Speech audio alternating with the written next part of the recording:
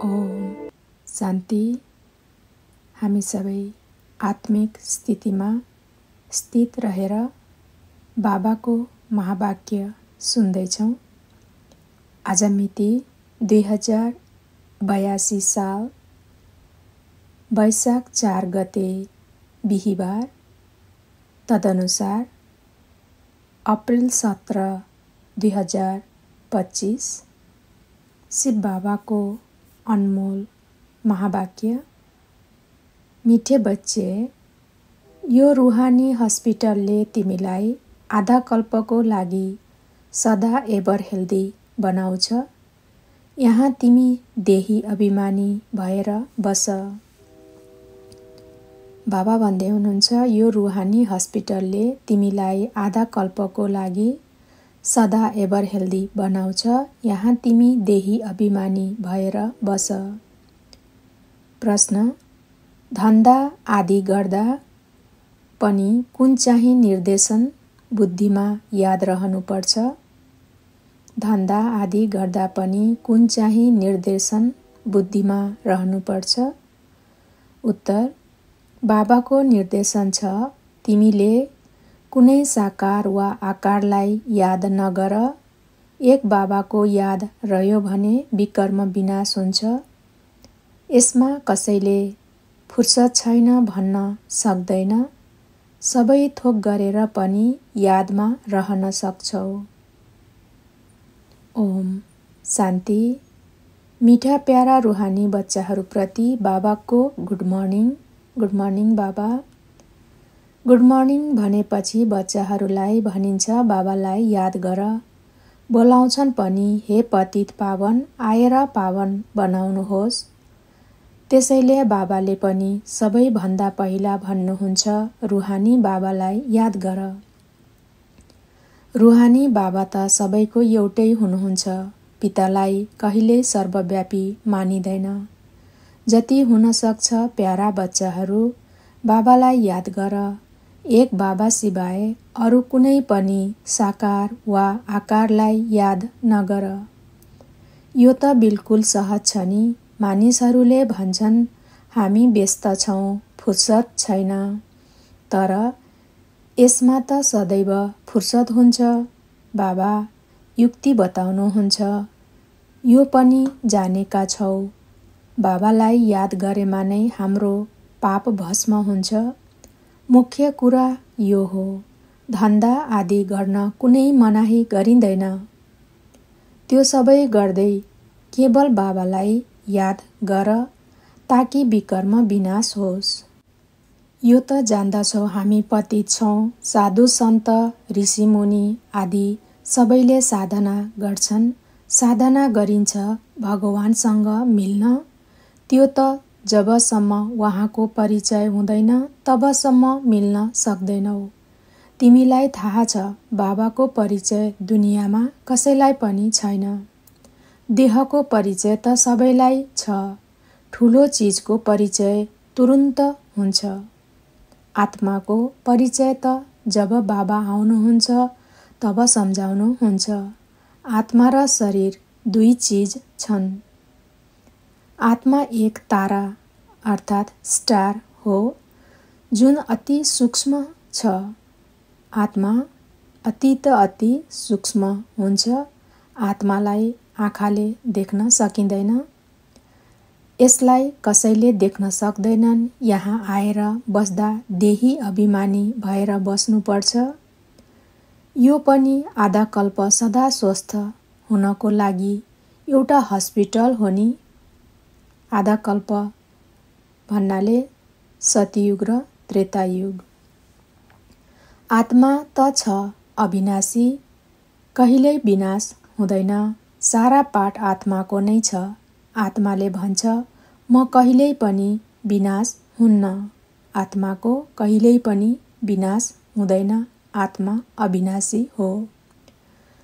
सबै आत्माहरू अविनाशी छन्। शरीर विनाशी छ। अब तिम्रो बुद्धिमा यो बसेको छ, हामी आत्मा अविनाशी हौँ। हामीले 84 जन्म लिन्छौँ। यो ड्रामा हो। यसमा धर्मस्थापकको को कहिले आउँछन्, कति जन्म लिन्छन् यो त जानेका छौ। जुन 84 जन्मको गायन गरिन्छ, अवश्य कुनै एक धर्मका हुनुपर्छ। सबैका त 84 जन्म हुन सक्दैनन्। सबै धर्मका एकैचोटि त आउँदैनन्। हामीले अरूको हिसाब किन निकालौं? जानेका छन् फलाना फलाना समयमा धर्म स्थापना गर्न आउँछन्। त्यसको फेरि वृद्धि हुन्छ। सबै सतोप्रधानबाट तमोप्रधान त हुनु नै छ। पहिला सबै सतयुग त्रेतामा सतोप्रधान हुन्छन् र अहिले सबै तमोप्रधान छन्। दुनियाँ तमोप्रधान भएपछि फेरि बाबा आएर सतोप्रधान सत्ययुगी बनाउनुहुन्छ। अहिले तिमी बच्चाहरूलाई थाहा छ, हामीले नै फेरि नयाँ दुनियाँमा आएर राज्य गर्छौं।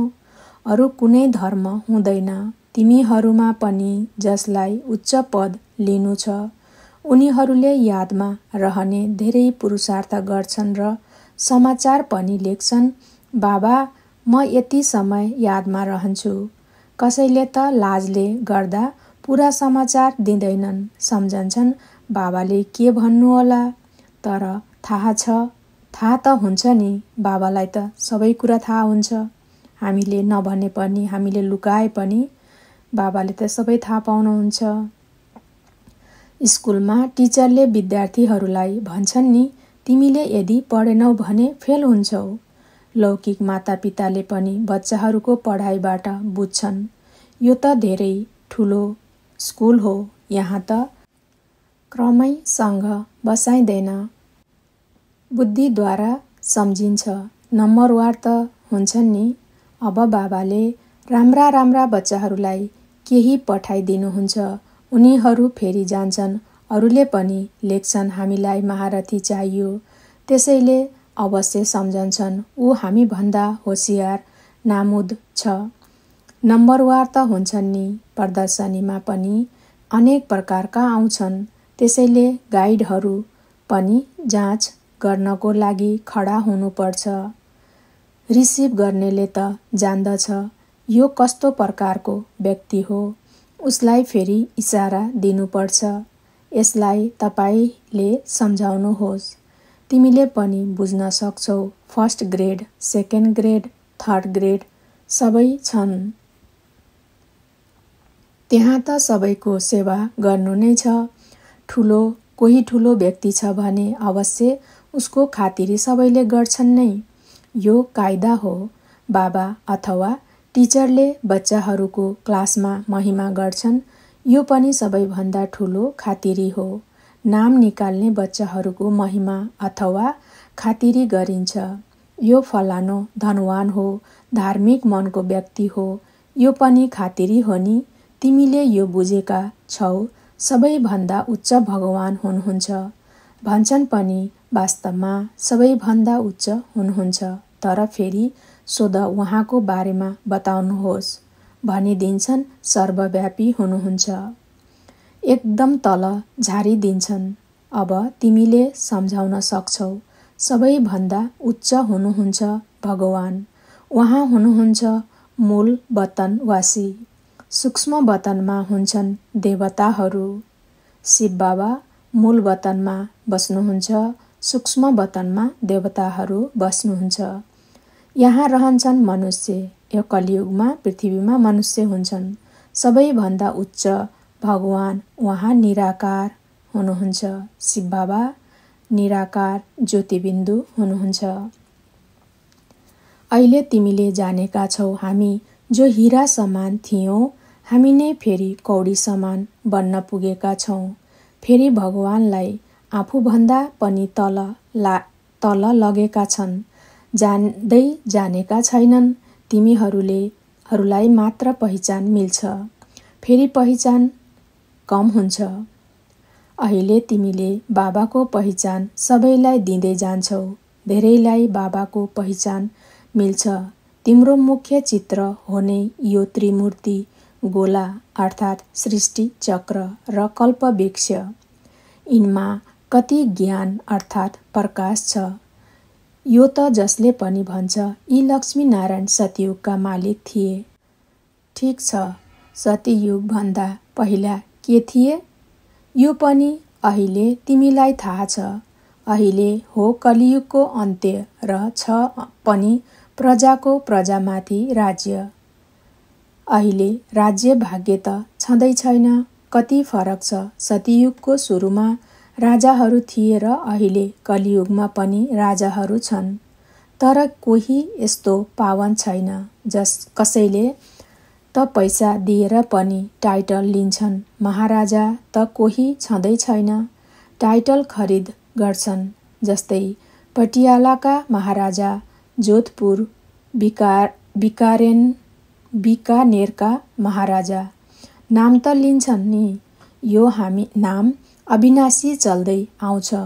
पहिला पवित्र महाराजाहरू थिए, अहिले छन् अपवित्र। राजा महाराजा नाम चल्दै आउँछन्। यी लक्ष्मीनारायणको लागि भन्छन् यी सतयुगका मालिक थिए। उनीहरूबाट कसले राज्य लियो? अहिले तिमीलाई थाहा छ। राज्य भाग्यको स्थापना कसरी हुन्छ? बाबा भन्नुहुन्छ, मैले तिमीलाई अहिले पढाउँछु 21 जन्मको लागि। त्यो पढेर त यस जन्ममा नै वकिल आदि बन्छन्। तिमी अहिले पढेर भविष्यमा महाराजा महारानी बन्छौ। ड्रामा योजना अनुसार नयाँ दुनियाँको स्थापना भइरहेको छ। अहिले हो पुरानो दुनियाँ। जतिसुकै राम्रा राम्रा ठुला महल हुन्, तर हिरा जुहारातका महल बनाउने तागत त कसैमा छैन। सतयुगमा यी सबै हिरा जुहारातका महल बनाउँछन् नि। बनाउनमा कुनै बेर कहाँ लाग्छ र? यहाँ पनि भूकम्प आदि हुँदा धेरै कारिगर लगाइदिन्छन्। 1-2 वर्षमा सारा सहर खडा गरिदिन्छन्। नयाँ दिल्ली बनाउनमा 8-10 वर्ष जति लाग्यो। तर यहाँका कामदार र त्यहाँका कामदारहरूमा त फरक हुन्छ नि। आजकल त नयाँ नयाँ आविष्कार पनि निस्किरहन्छन्। घर बनाउन विज्ञानको पनि जोड छ। सबै थोक तयार मिल्छ। तुरुन्त तला तयार हुन्छ। धेरै छिटो छिटो बन्छन्। त्यसैले यी सबै त्यहाँ काममा त आउँछन् नि। यी सबै साथमा जान्छन्। संस्कार त रहन्छ नि। यो विज्ञानको संस्कार पनि जान्छ। अहिले बाबाले बच्चाहरूलाई सम्झाइरहनुहुन्छ, पावन बन्नु छ भने बाबालाई याद गर। बाबाले पनि गुड मर्निङ भनेर फेरि शिक्षा दिनुहुन्छ। प्यारा बच्चाहरू, बाबाको यादमा बसेका छौ?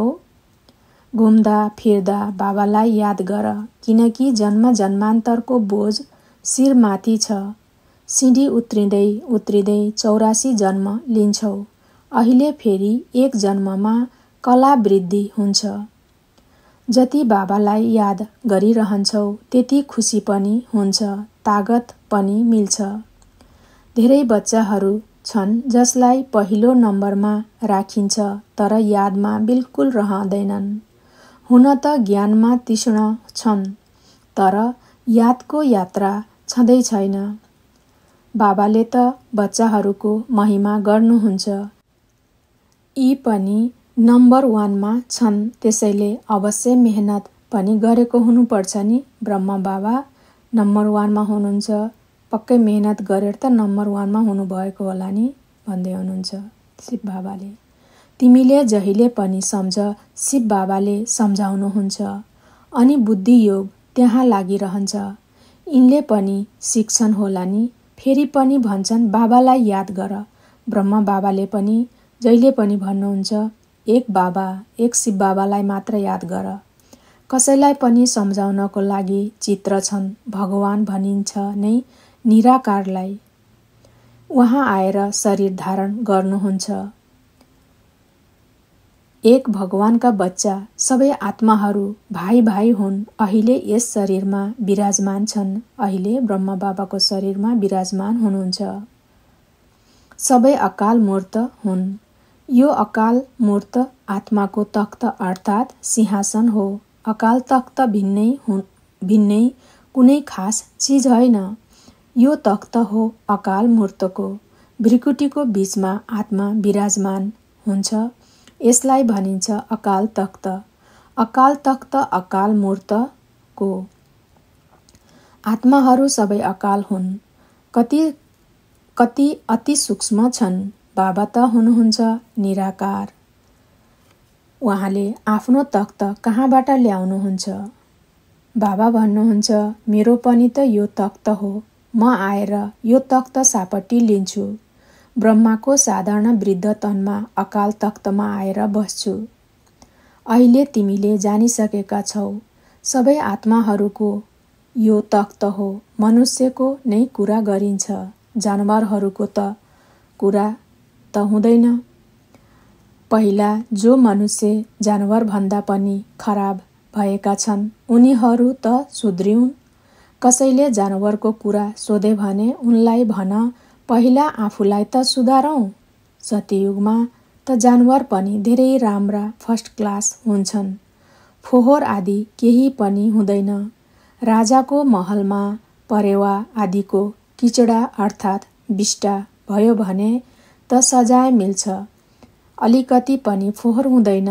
त्यहाँ धेरै सावधानी हुन्छ। पालेहरू हुन्छन्।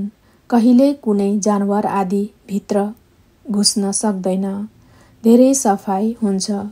लक्ष्मी नारायणको मन्दिरमा पनि कति सफाई हुन्छ। शङ्कर पार्वतीका मन्दिरमा परेवा पनि देखाउँछन्। त्यसो भए अवश्य मन्दिरलाई पनि फोहोर पार्छन् होला। शास्त्रहरूमा त धेरै दन्त्य कथाहरू लेखिदिएका छन्। अहिले बाबा बच्चाहरूलाई सम्झाउनुहुन्छ।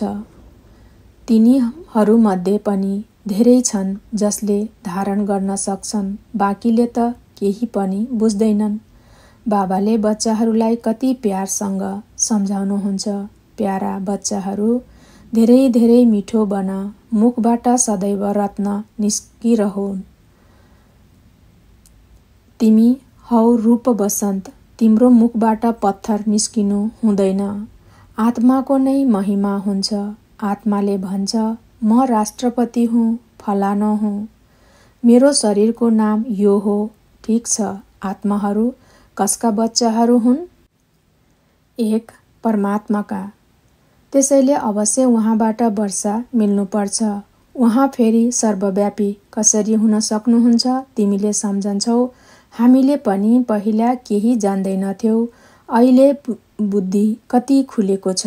तिमी कुनै पनि मन्दिरमा गयौ भने सम्झन्छौ, यी त सबै झुठा चित्र हुन्।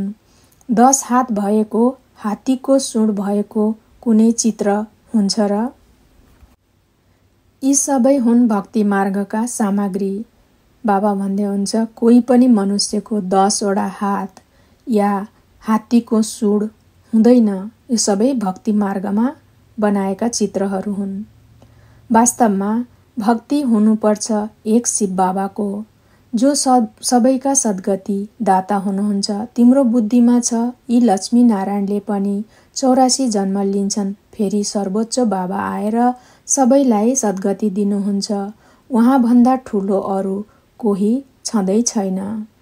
यो ज्ञानको कुरा तिमीहरूमध्ये पनि नम्बरवार धारण गर्न सक्छन्। धारण गर्न सकेनन् भने बाँकी के कामका रहे? कोही त अन्धाको लट्ठी बन्नुको सट्टा स्वयं अन्धा बन्छन्। गाईले दुध दिएन भने त्यसलाई पिञ्जरपुरमा अर्थात् थारा गाई राख्ने ठाउँ राख्छन्। यिनले पनि ज्ञानको दुध दिन सक्दैनन्। धेरै छन् जसले केही पुरुषार्थ गर्दैनन्। हामीले केही त कसैको कल्याण गरौँ, यो जान्दैनन्। आफ्नो तकदिरको ख्याल नै हुँदैन।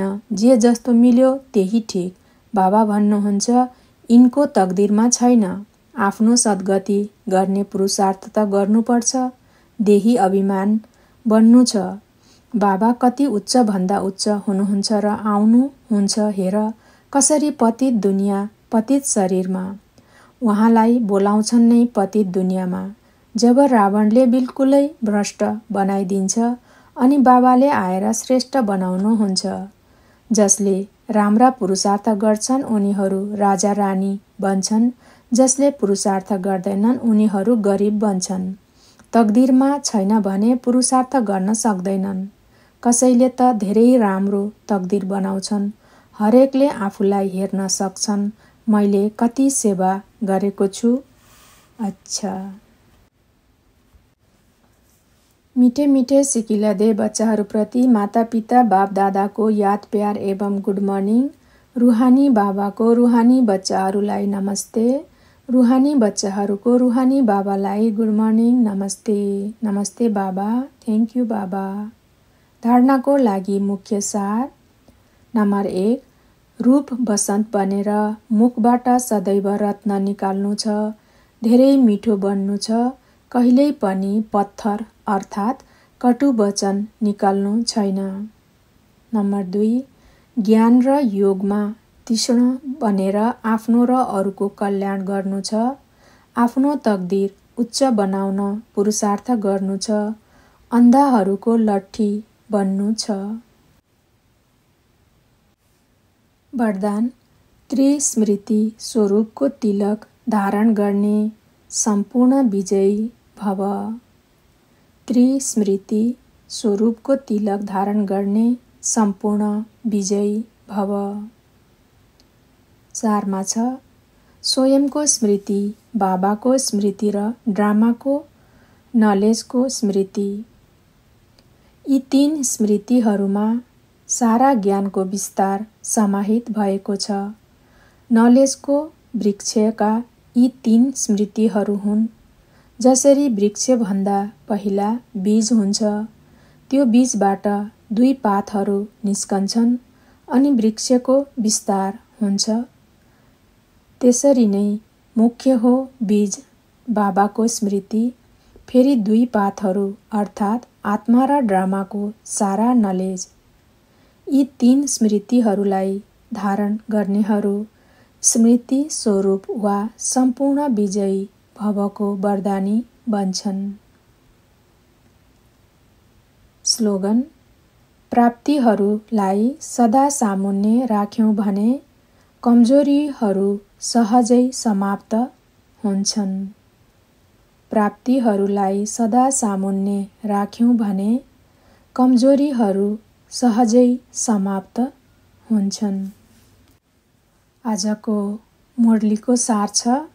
यो रुहानी हस्पिटलले तिमीलाई आधा कल्पको लागि सदा एभर हेल्दी बनाउँछ। यहाँ तिमी देही अभिमानी भएर बस। प्रश्न। धन्दा आदि गर्दा पनि कुन चाहिँ निर्देशन बुद्धिमा याद रहनुपर्छ? उत्तर। बाबाको निर्देशन छ तिमीले कुनै साकार वा आकारलाई याद नगर। एक बाबाको याद रह्यो भने विकर्म विनाश हुन्छ। यसमा कसैले फुर्सद छैन भन्न सक्दैन। सबै थोक गरेर पनि यादमा रहन सक्छौ। आजको सोमान छ। म आत्मा त्रिस्मृति स्वरूपको तिलक धारण गर्ने सम्पूर्ण विजयी हुँ।